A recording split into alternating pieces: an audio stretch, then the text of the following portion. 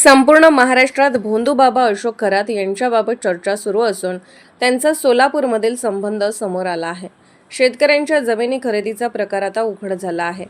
बोंधू अशोक खरात यांनी स्वतःच्या आणि पत्नीच्या नावावर सोलापूरमध्ये एका एजंटच्या माध्यमातून 11 एकर जमीन सुमारे 2 कोटी रुपयांना खरेदी केली आहे. मात्र शेतकऱ्यांना अत्यंत कमी रक्कम देऊन फसवणूक केल्याचा आरोप आता समोर आला आहे. ज्या भागातून शक्तीपीठ महामार्ग जाणार असल्यामुळे त्या जमिनीची किंमत आता कोट्यवधी रुपयात गेली आहे. महाराष्ट्रातील अनेक ठिकाणी भोंदू अशोक खरात यांचे कारनामे उघड होत आहेत. आता शेतकऱ्यांनी आपली जमीन परत मिळावी अशी मागणी केली असून एजंटने फसवणूक करून जमीन खरेदी केल्याचा आरोप शेतकरी करत आहेत. आणि ही जमीन नेमकी काय प्रकार आहे जमिनीचा? माझं नाव राजाराम रामचंद्र बनसुडे, कळमन, राहणारा उत्तर सोलापूर तालुका. मला मुलगा नाही आणि मुली असल्यामुळं मी मुलीचं लग्न जमलं होतं, त्यासाठी जमीन विकली होती. किती एकर जमीन होती आणि कुणाला विकली? 11 एकर 8 गुंठ जमीन होती. नरखेडचं कोलाळसर होतं, त्यांना विकली. पण जमीन विकताना बोली होती की माझ्याजवळ पैसे आल्यावर मी जमीन माघारी घेतो. तर होय म्हणले त्यावेळेला सर. आणि 1-1.5 वर्षानं रोड आला आणि रोड आल्यावर त्यांनी उपचेपची जमीन विकली. कुणाला विकली त्यांनी जमीन?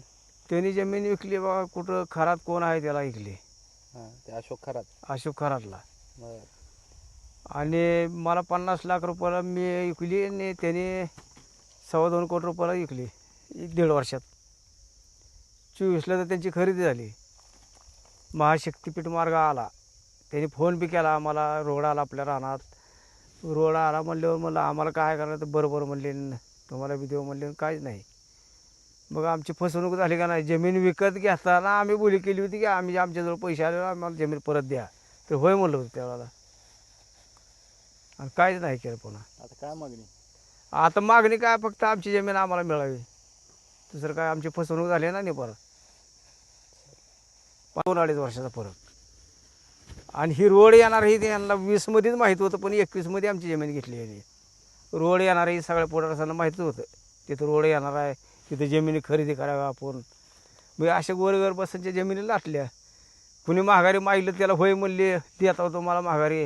पण काहीच नाही, गपचेप जिंकल्या. किती झाली इथं खरेदी वगैरे? लय 100-150 एकर जमीन असेल असं बघा. हे सगळं पडाकच आहे. जेवढं पडाक दिसतंय तेवढ्या जमिनी खरेदीच आहे ती. लोकांनी केले? हां, मग कुणी केलं ते काय माहीत नाही, पण माझी तर त्या अशोक खरातला गेली बघा.